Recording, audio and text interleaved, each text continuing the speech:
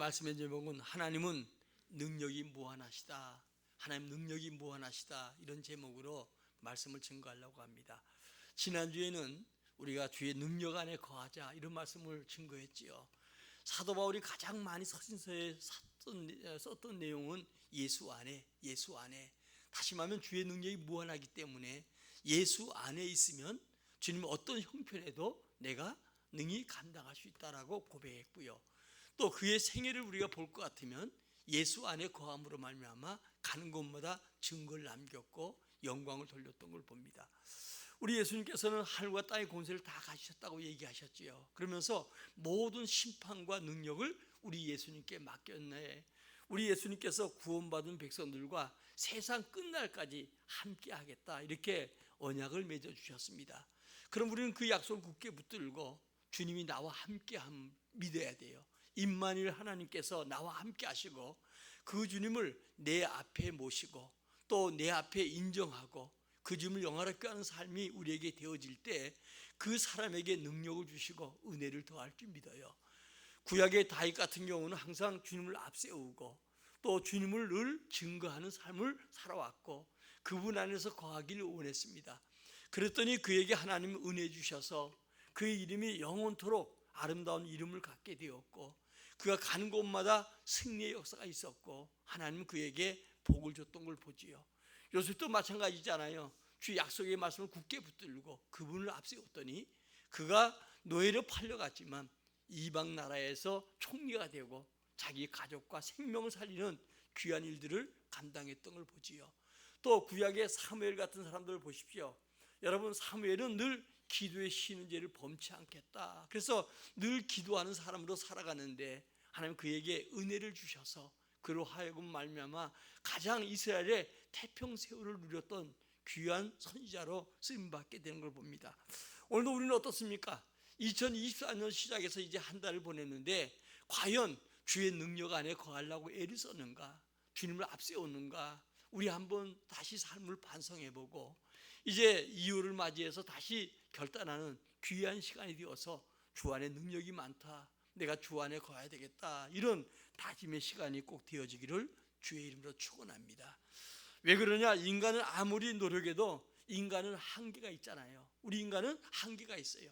그래서 그 한계에 부닥칠 때마다 우리는 다 낙심하고 절망하고 왜 이렇게 안 될까? 나는 도저히 불가능하다고 생각하는 사람들이 많은데 무한하신 주의 능력을 힘입은 자마다 그 한계를 뛰어넘어서 주의 능력과 기적으로 삶을 증거했던 걸 봅니다. 우리 보는 것도 한계가 있잖아요. 우리 육신의 눈을 아무리 좋아도 여러분 이 공간 외에 못 보잖아요. 또 우리가 많은 거 알아도 지식의 한계를 벗어날 수가 없는 것처럼 인간은 한계가 있다는 겁니다. 그러나 하나님께서는 어때요? 한계가 없지요. 우리가 학문을 통해서 배워도 마찬가지입니다.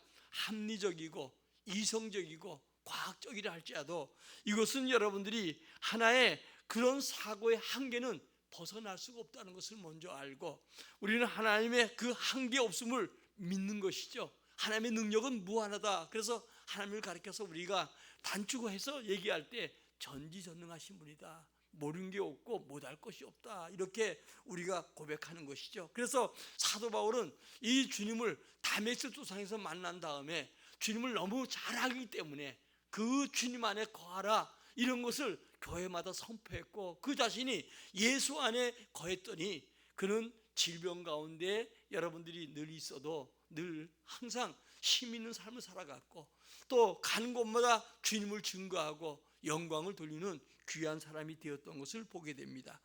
오늘 본문은 우리에게 이 여호와를 앙망하는 자에게 새 힘을 주신다, 이렇게 우리에게 소개하고 있잖아요. 그러니까 여호와를 앙망하는 자, 이 주님을 바라보는 자, 이 주님이 어떤 분인가 먼저 우리는 알아야 되겠지요. 여러분들이 25절에 보니까 세상 어떤 신과 동등함을 취할 수가 없고, 그리고 주님께서 26절에 보니까 주의 이름 부르는 자는 권세를 크게 하시고 능력을 강하게 하시고 하나도 빠짐없는 은혜를 우리에게 허락해 주신다. 그래서 27절에 우리에게 기도하는 거 응답해 주시고 또 그분은 창조주고 그분은 영원하신 분인데 오늘 29절에 보니까 피곤한 자에게 능력을 주시고 무능한 자에게 힘을 더하신다. 그래서 오늘 여러분들이 전에도 제가 한번 얘기했던 것처럼 어떤 초등학생이 이제 교회 왔는데 앞에 보니까 십자가 보이는 거예요.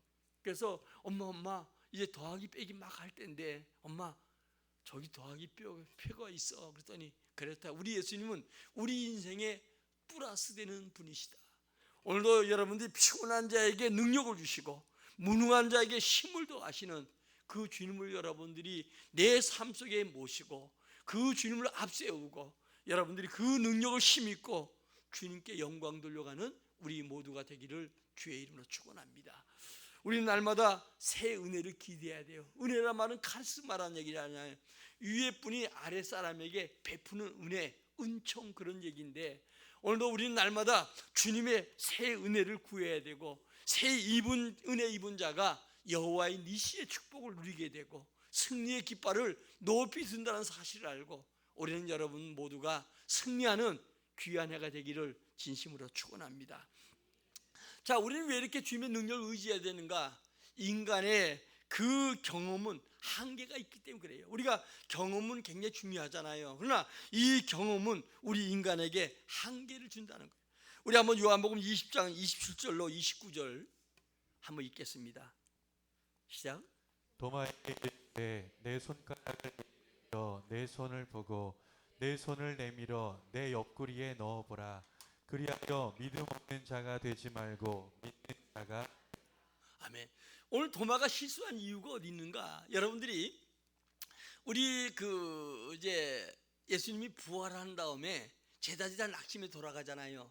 그래서 주님이 엠마오로 간 제자들도 마음을 뜨겁게 하고 다 제자들을 모았어요. 모고 그들 가운데 이제 나타나셔서 너에게 평강이 있을지어다라고 이야기하면서 부활하신 주님이 나타나서 그들과 떡을 나누고 같이 교제하지요. 그 자리에 누가 없었어요? 도마가 없었어요. 여러분 역사에 보면 도마가 인도까지 와서 복음을 증거한 흔적이 있잖아요. 그런 것처럼 이제 도마가 그 자리에 없었어요. 그런데 이 도마가 여러분들이 어때요? 뭐라고 오늘 본문 읽은 것처럼 나는 예수님이 분명히 십자가에 들어가신 거 봤기 때문에 이 손에 이 못자국이 있는가, 옆구리에 창이 찔렸으니까 내가 손 넣어 보이기 전에는 믿지 않겠다. 그런데 이제 도마와 함께 제자들이 있을 때 또 나타났어요. 그리고 도마에게 뭐라고 하냐면 네 손 내밀어서 내 손 만져봐라. 내 옆구리에 네가 내 손을 한번 넣어봐라. 그랬더니 나의 주 나의 하나님이라 고백하잖아요. 그때 우리 예수님께 뭐라고 합니까? 보고 믿는 것보다는 오늘 보지 않고 믿는 자가 더 복이 있다라고 얘기했어요. 그러니까 주의 이 말씀, 우린 정말 중요한 것은 여러분들이 이 말씀을 잘 읽어야 되고 이 말씀에 대해서 알아야 되는 것은 창조주 전능하신 주님이 누군가 하는 것을 알기 위해서, 그래서 그분을 우리가 알고 알아야 믿을 거 아니에요. 우리 옛말에 알아야 면장한다고 하는 것처럼 알아야 믿을 거 아니에요. 아무리 믿어야 된다고 얘기해도 주님을 알지 못하면 믿을 수가 없어요. 우리 사랑관계도 마찬가지잖아요. 이 사람이 내일 날 믿어달라고 아무리 해도 그 사람의 속과 그 사람이 경험해보지 못하고는 그 사람을 믿을 수 없는 것처럼 우리 예수님에 대해서 우리가 알아야 되고 예수님과 같이 경험해봐야 이 주님을 믿는 거예요. 그래서 성경은 믿는 자에게 더 믿음의 역사를 남기게 되고 또 믿음이 없는 자는 있는 믿음까지도 빼앗겨버리는, 그러니까 두 가지예요. 안 믿는 사람은 불행한 사람이지만 믿는 예수 안에 있는 사람들도 우리가 어떤 믿음을 갖는가 이 주님에 대해서 알아야 돼요. 그래서 여러분들이 믿음은 들으면서 나는데 들으면서 주의 말씀을 잘 듣는 자는 믿음이 점점 자라가요. 그러나 여러분 범죄하고 세상 속에 가는 자는, 불평하고 원망하는 자는 가면 갈수록 믿음이 점점 떨어지죠. 여러분이 이 굉장히 이 예배 일찍 나와서 준비하는 게 얼마나 중요한 건가. 이게 믿음의 눈을 가져야 되는데 여기는 여러분들이 여러 가지 모습이 있잖아요.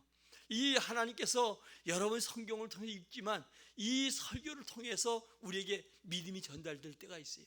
그런데 이미 여러분 앉은 자리에서 어떤 사람은 빨간 안경 쓰고 파란 안경 쓰고 이 안경이 벗어지기 전까지는 여러분 아무리 좋은 얘기해도 이게 하얗다고 해도 파랗게 보이고 빨갛게 보이기 때문에 은혜를 받을 수가 없다는 거예요. 그래서 은혜 받지 못하면 받지 못한 것만큼 여러분의 고난은 더 끝나지 아니하고 계속된다는 사실을 알아야 돼요. 그래서 우리는 오직 주님을 알기에 힘써야 되고 이 주님을 믿는 자가 돼야 돼요. 왜?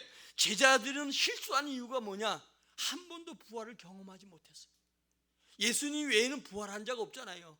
그러니까 여러분, 제자들이 예수님이 살아계신 동안에 죽으실 것과 다시 부활할 것을 말씀했지만, 그러나 그들은 어때요? 이 주님이 돌아가신 다음에 부활을 믿지 못하니까 옛날 생활로 다시 돌아가게 되죠. 그런데 아까 얘기했던 것처럼 이 도마도 마찬가지예요. 많은 제자들에게 주님이 나타나심을 보였지만 실제적으로 여러분들이 우리가 보면 이 부활을 체험하지 못했던 제자들, 그 가운데 도마는, 다른 제자들은 봤지만 도마는 못 보니까, 내가 직접 내 손으로 만져보고 내가 옆구리에 손 넣어보고 내가 이 부활하신 주님을 경험해보고 오지 전에는 믿지 않겠다고 하니까 주님이 나타나서 손을 내밀라 그러면서 뭐냐? 보지 않고 믿는 자가 복이 있다라고 얘기하지요. 바리새인들이 예수님의 부활을 믿지 않았던 이유가 뭡니까? 원래 사두개인과 바리새파 두 파가 있거든요. 이 사두개파는 부활이 없다고 하는 사람들이고, 바리새인들은 잘 믿는다고 하는데 이들은 부활을 믿는 자들이에요. 그러나 이들이 늘 주님을 시험하는 것은 주님의 부활을, 여러분, 그들은 경험하지 못했기 때문에, 이 경험 때문에 결국은 예수님을 부인하고 부활에 대해서 믿지 않는 이 결정적인 이유가 된다는 거예요. 우리 신앙도 자꾸 여러분들이 경험 가지고 하려고 하면 여러분 믿음은 자라갈 수가 없고 기적을 체험할 수가 없는 거예요. 여러분, 다메섹 도상에도 마찬가지죠. 예수님 바리새인이었던 그는 부활을 경험하지 못했어요. 그래서 스데반을 죽이는데 앞장을 섰고 예수 믿는 사람을 잡아들이기 위해서 다메섹 도상에 갔다가 부활하신 주님을 만나잖아요. 그리고 부활하신 주님을 만난 다음에 자기가 주님을 아는데 방해됐던 여러 가지 바리새인 사상이나 경험이나 이건 다 배설물 여기고 오직 주님 알기에 내가 최선을 다하겠다. 그러면서 내가 어떻게 하든가 내가 주님을 위해서 함께 죽고 주의 부활에 동참자가 되기 위해서 나는 힘쓰겠노라고 고백했던 것처럼, 오늘 이 시간도 여러분, 신앙은 부활신앙입니까? 부활신앙 아니에요? 부활신앙이 돼야 돼요. 여러분들이 아까도 기도했지만 잘 되고 여러분 흥하고 자식이 잘 되고 돈 많이 벌고, 이거는 여러분 이방 종교도 구하는 거예요. 물론 하나님이 주셔요. 우리는 중요한 것은 부활의 증거, 영원한 길이 되시고 생명이 되신 그 주님을 믿는 것이 우리의 신앙이에요. 오늘 여러분, 이 예수님을 여러분들이 경험으로 믿으려 하지 말고 오늘도 예수님을 진실로 약속된 그 말씀 그대로 믿는 여러분들이 꼭 되시기를 주의 이름으로 축원합니다. 그 다음에 인간의 이성이나 논리에도 한계가 있어요.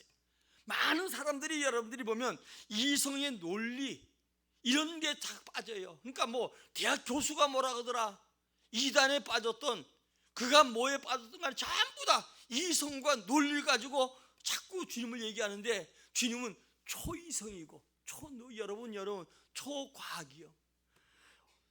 요한복음 3장 1절부터 15절 가운데 보면 니고데모라는 사람이 나오지요. 니고데모가 여러분들이 밤중에 예수님을 찾아옵니다.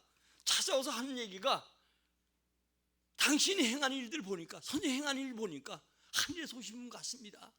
왜냐하면 이들은 하나같이 그리스도가 오기를, 여러분 모세의 오경을 통해서 또 여러분 이스라엘 역사를 통해서 주님이 오실 것, 여인의 후손으로 구원자로 그리스도가 오실 것을 이야기하고 그들을 믿고 가르치는 사람들이에요.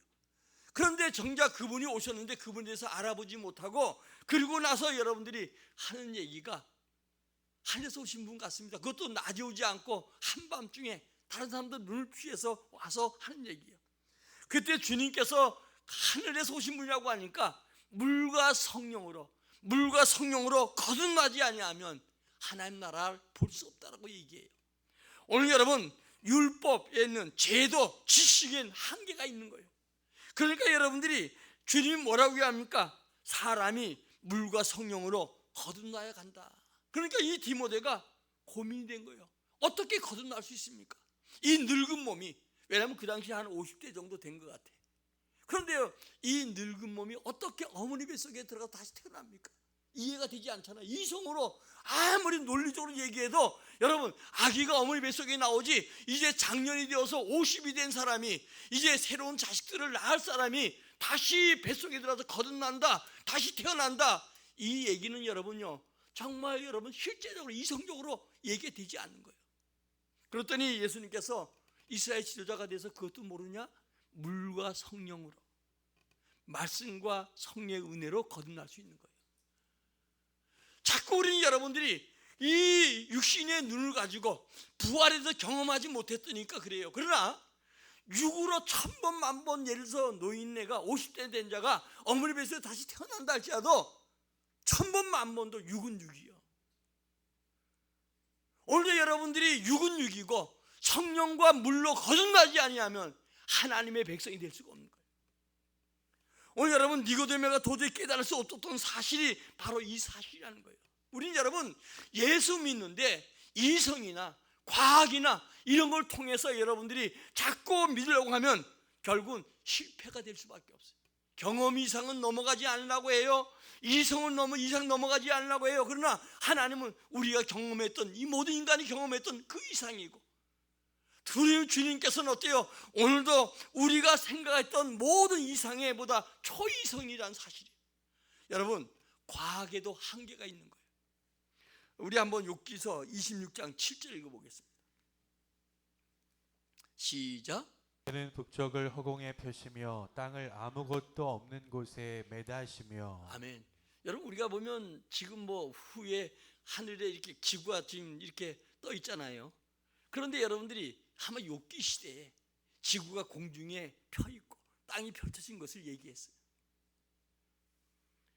오늘 여러분 여러 생명을 태운 배가 왜 풍랑을 만납니까? 사도행전 24장에 보면 이제 사도 바울이 제수의 몸으로 로마로 가잖아요. 그가 늘 여러분들이 이스라엘 가보면 이렇게 바닷가 로마 쪽으로 갇혔던 옥이 있는데 요만한 창인데 늘 바울은 글로 쳐다보면서 늘 로마로 가길 원했다는 거예요. 로마 구경하러 가는 게 아니라 그 당시 로마가 미국 같은 세계를 제패했던 나라지요. 그러니까 로마로 가길 꿈꿨던 건 로마에 가서 복음을 증거하면 사방 팔당으로 전부 다 모든 도로가, 모든 상권이 다 로마의 중심이 되니까 로마에 가서 복음을 증거하면 세계 땅까지 복음이 증거될 걸 바울은 알았어요. 그래서 늘 제수의 몸으로 그가 로마에 가게 되잖아요. 가는데 이제 그때 이제 배를 타고 제수들과 함께 이제 상선을 타고 가는데 여러분들이 그 백부장들이 선장과 선주의 말을 더 듣잖아요. 가다가 풍랑 만날 것이라고 하니까 지금 날씨가 좋은데 무슨 소리냐. 그리고 선장과 선주들 그들 경험을 믿고 그리고 그 배를 띄우도록 해요. 근데 여러분 그 배가 가다가 어때요? 풍랑을 만나잖아요. 유라굴라 풍랑. 열흘 동안 여러분들이 계속 풍랑 속에 배에 있는 짐 다 버리고 기구 다 버리고 먹을 거 다 버리고 사람만 생명을 부지하려고 그 배에 탔던 사람이 276명이라고 성경 기록하고 있어요. 이런 여러분 풍랑 속에서 인생이 여러분 잘못하는 거, 이 우리가 살아간다는 여러 가지 과학의 이 일들이 있다 할지라도 과학은 실수가 없습니까? 과학을 통해서도 실패하는 게 많잖아요. 과학은 실수를 범하는 것이 얼마나 많은지. 얼마 전에 우주선 미국에서 민간 우주선을 띄웠어요. 그런데 가다가 결국은 고장이 나버렸어요. 그러니까 과학은 여러분 막대한 돈을 들이고 막대한 걸 가지고 해도 거기에는 여러분 온전하지 못한 것이 있다는 거예요. 우리는 여러분 많은 사람들이 과학은 많이 믿잖아요. 증명이 되니까.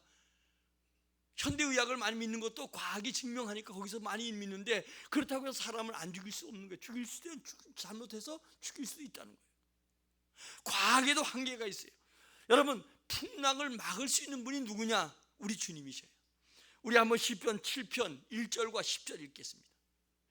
시작. 여호와 내가 주께 피하오니 나를 쫓아오는 모든 자들에게서 나를 구원해 내소서.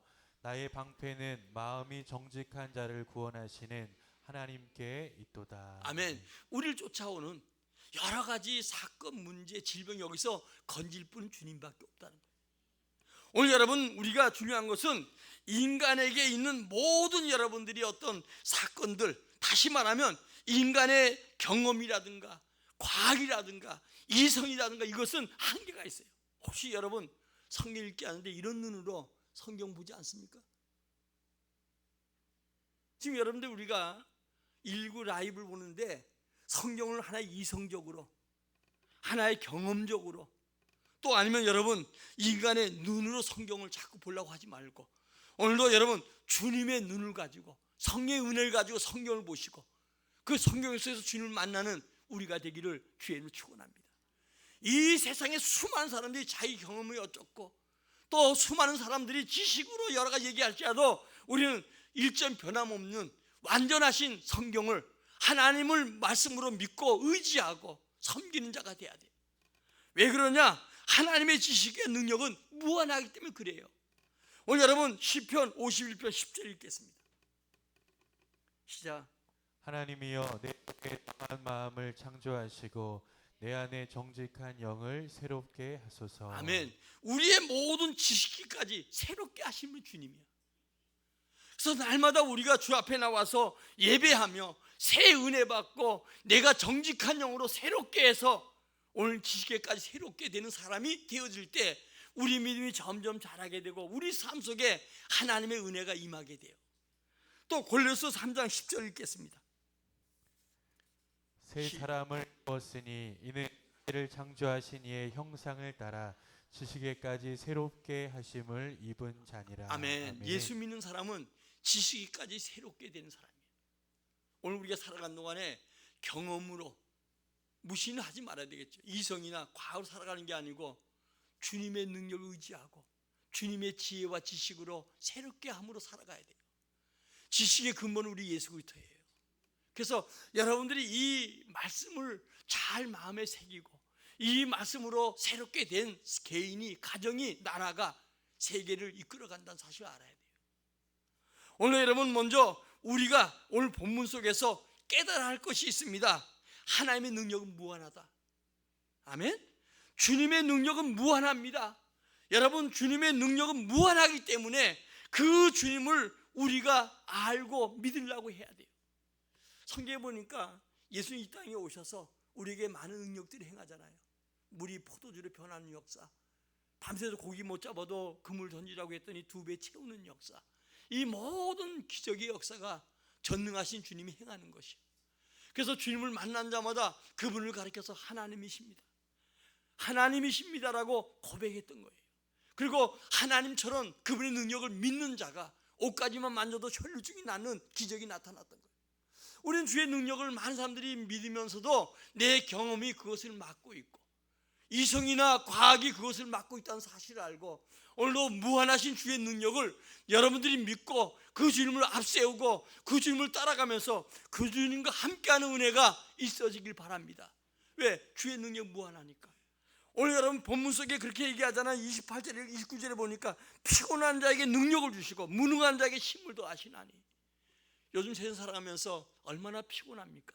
그러나 주님은 날마다 우리에게 능력을 주시고 더 나아가서 오늘도 내가 정말 지혜가 부족하고 능력이 부족해서 한계를 느낄 때 무한한 힘을 더하신 분이 주님이셔요. 그래서 제자들이 그 주님의 이름으로 기도에 전혀 힘쓸 때 주님은 능력을 부어주셔서 세상이 감당하지 못할 능력의 사람으로 많은 사람을 변화시키고 시대를 바꿔갔다는 사실을 알아야 돼요. 주님이 역사의 주인공이라고 하잖아요. 역사의 수레바퀴를 주님이 돌리는데 지금 이 세상의 역사 2000년 역사를 우리가 가까이 볼도 모든 역사는 주님이 친히 돌리셔서 주님 믿는 자를 통해서 이루어갔던 사실을 믿으시길 주의 이름으로 축원합니다. 앞으로도 마찬가지입니다. 우리 자녀들도 믿음으로 살아야 되고 주님을 앞세우고 새 은혜 받는 자들이 모든 분야에서 뛰어난 자가 되고 영광 돌리는 자가 될 줄 믿어요. 제가 아침마다 기도하는 것 중에 하나가 우리 청년들, 대학생들, 중고등부, 유초등부, 어린 생명들 기억해 주시고 저들 부모들을 통해서 평안한 생활을 하게 도와주시고 달란트가 개발되어서 직장이나 저들이 학원에서 또 앞날에 복된 자가 되게 해달라고 빠지지 않고 기도하고 있어요. 그것은 왜냐? 저들의 능력과 힘으로는 세상을 이겨나갈 수가 없지만 능력이 무한하신 주님이 그들과 함께 하시고 그들을 덮어주시고 그들과 플러스가 될 때 그들이 모든 분야에서 뛰어난 자가 되고 영광 돌리는 자가 될 줄 믿습니다. 우리는 본문 속에서 회개할 것이 있습니다. 주님을 믿지 않았던 거 회개해야 돼요. 오늘 여러분 과학과 경험, 이성으로 성경을 바라보고 그렇게 주를 믿어왔던 우리의 모든 잘못을 다 내려놓고 회개하고 주의 능력이 무한함을 믿는 자가 될 때 주님은 여러분 삶 속에 역사하게 될 줄 믿습니다. 이제 우리는 각오할 것이 있습니다. 이 말씀이 오늘 31절의 핵심이 되지요. 우리 한번 같이 읽겠습니다. 31절 다시 시작. 오직 여호와를 앙망하는 자는 새 힘을 얻으리니 독수리가 날개치며 올라감 같을 것이요 다른 박질을 하여도 곤비하지 아니하겠고 걸어가도 피곤하지 아니하리로다. 아멘. 아멘. 여러분 중요한 것은 3절에 소년이 피곤하고 곤비하고 장기 넘어질지라도 여호와를 앙망하는 자, 이 사람에게 29절처럼 피곤한 자에게 주님은 능력을 주시고 무능한 자에게 힘을 더하셔서 하나님의 살아계심의 영광을 나타나게 될 줄 믿습니다. 자, 그럼 여호와를 앙망하는 게 뭐냐? 앙망한다는 것 최고는 바로 예배예요. 아멘. 여러분 예배가 회복돼야 돼요. 예배가 기다려주고 예배가 회복돼야 하나님의 은혜를 받고 영광 돌리는 복된 자가 될 줄 믿습니다. 어떤 아들이 엄마의 권사에게 이런 질문했습니다. 엄마, 교회 예배하러 가기 싫을 데가 없어. 그랬더니 엄마가 뭐라고 하냐면 우리는 예배가 가장 축복이고 은혜다. 그렇게 얘기하면서 엄마가 이제 예배해야 될 이유를 얘기했어요. 예배는 선택이 아니고 의무다. 예배는 선택이 아니고 의무예요. 의무. 저는 여러분요 새벽 예배 그 청량 쪽에 있는 교회 얘는 전사인데 온몸 병들어서 죽을 때 기어서 비 오는 날인데 몇 킬로를 기어서 가서 하나님 예배 드렸던 하나님이 기적을 주더라. 그런 고백도 하더라. 예배는 여러분 주를 앙망하는 것 중에 하나가 최고인데 우리가 이 예배는 찬양이 있고 기도가 있고 말씀이 있고 주의 성령의 역사가 있어요. 두 사람 모인 곳에 함께 하셔요. 그래서 이 예배는 선택이 아니고 믿는 사람의 의무예요. 두 번째 엄마가 이런 얘기를 했습니다. 예배는 사람과 관계가 아니고 하나님과 관계다. 따라서 예배는 하나님과 관계다. 사람 관계 아니에요. 목사 보기 위해서 누구 보기 위해서 오는 게 아니라 여러분 하나님과 관계이기 때문에 예배는 우리가 반드시 드려야 되고 의무라는 거예요. 그 다음에 세 번째는 엄마가 얘기하기야. 담임 목사가 예배 빠져서 되겠냐? 누가 질문했을 것 같아요? 어머니를 권사를 둔 목사님이 얘기한 거예요. 목사에게도 여러분 예배 나가고 싫을 때가 있다는 거예요. 그러나 예배는 선택이 아니고 의무고 예배는 하나님과 관계이기 때문에 예배해야 된다는 거예요. 전에 우리 한번 얘기했잖아요. 여자들이 때로는 속상해서 집을 뛰쳐나가고 싶을 때도 있고 남자들이 때로는 집에 들어오기 싫을 때도 있고 학생이 학교 갈 때도 싫을 때도 있어도 집에 와야 되고 집을 지켜야 되고 학교 가야 되는 것처럼 오늘도 우리가 살아가는 동안에 이 예배가 여호와를 앙망하는 가장 중요한 것인데 여러분들이 한 해를 시작하면서 올해는 내가 예배 성공자가 돼야 되겠다. 내가 주님을 앙망하는데 앞장서야 되겠다. 이 결론이 나서 이것에 먼저 시간 들인 사람은 복된 사람이지만 그렇지 않고 다른 걸 자꾸 우선시하면 이건 이미 실패의 길로 가는 거예요. 우리 하나님께서는 우리 외적인 거, 모양, 순간 바라보지 않고 우리 중심 바라보고 우리 진실함을 바라보는 거예요. 주님은 진실하신 분이에요. 그래서 올해도 여러분 포효가 진심으로 예배하자. 예배는 여러분 이곳에 나와서 시간 떼는 게 아니고 이곳에 그냥 나와서 주니까 그냥 나오는 게 아니고 주님을 앙망하는 자가 주님 앞에 간절한 마음을 가지고 앉아 있는 것인 줄 믿으시기 바랍니다. 결론입니다. 주의 능력은 무한합니다. 오늘도 인간의 경험도 인간의 이성도 과학도 한계가 있지만 하나님의 능력은 무한하기 때문에 그 무한하신 능력을 앙망하고 바라볼 때 주님 우리 모두에게 소년이 피곤해도 능력을 우리에게 주시고 우리에게 힘을 더하시는 그 주님을 믿고 주님을 섬기는 우리 모두가 되기를 주의 이름으로 축원합니다. 올해는 한번 우리 신앙을 재점검하고 다시 한번 결단하고 여호와를 앙망해서 승리하는 우리 모두가 되기를 진심으로 축원합니다. 축원합니다. 축원합니다.